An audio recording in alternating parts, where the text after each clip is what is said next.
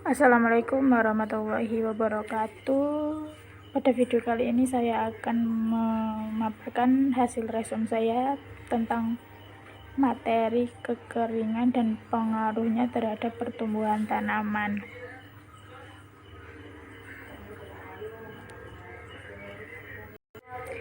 1. Kekeringan, yaitu peristiwa kekurangan ketersediaan air untuk kebutuhan hidup karena sedikitnya curah hujan dalam suatu periode.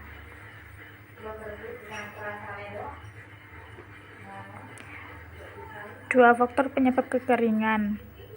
Yang pertama yaitu faktor meteorologi, yaitu sebagai bentuk ekspresi perbedaan presipitasi dari kondisi normal dalam periode tertentu bersifat spesifik di suatu wilayah.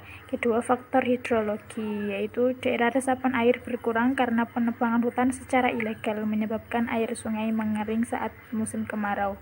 Ketiga, ada faktor agronomi, yaitu perhitungan kebutuhan air dari bentuk pola tanam yang digunakan.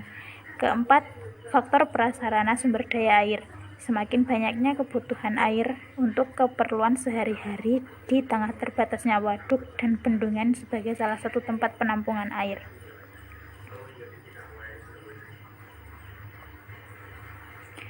Faktor penegakan hukum, yaitu pencurian air dan kerusakan sarana prasarana sumber daya air oleh segelintir orang juga menyebabkan terjadinya kekeringan.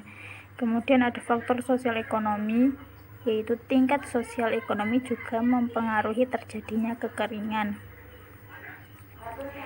Jenis kekeringan. Yang pertama ada kekeringan alamiah, yaitu A. Kekeringan meteorologis, di mana curah hujan yang sangat sedikit dalam satu musim. B. Kekeringan hidrologis, di mana pasokan air di tanah berkurang diukur berdasarkan elevasi muka air sungai dan lain-lain. C. Kekeringan agronomis, di mana berkurangnya lengas tanah yang biasanya dapat memenuhi kebutuhan air tanaman. D. Kekeringan sosial ekonomi, yaitu kekeringan yang terjadi akibat dari adanya kekeringan meteorologis, hidrologis, dan agronomi. E. Kekeringan antropogenik, yaitu kekeringan yang disebabkan oleh manusia seperti penggunaan pola tanam yang tidak tepat serta pola penggunaan air yang berlebihan, rusaknya kawasan resapan air karena dirusak oleh manusia. Cekaman kekeringan. Cekaman kekeringan mempengaruhi 10 juta hektar padi gugur dan lebih dari 13 juta hektar padi sawah tak ada hujan di Asia. Defisit air mempengaruhi semua proses fisiologis yang terlibat dalam pertumbuhan dan perkembangan tanaman. Kekeringan menyebabkan kematian dari separuh penduduk dunia akibat krisis pangan.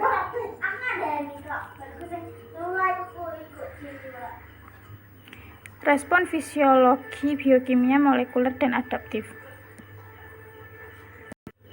Respon fisiologi.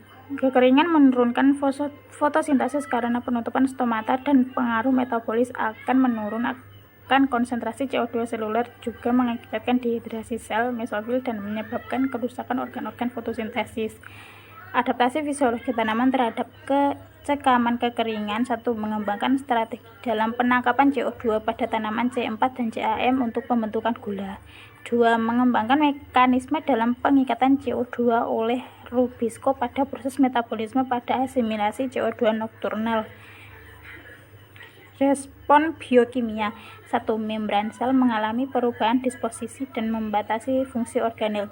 2. Dinding sel melakukan proteksi karena deformasi properti.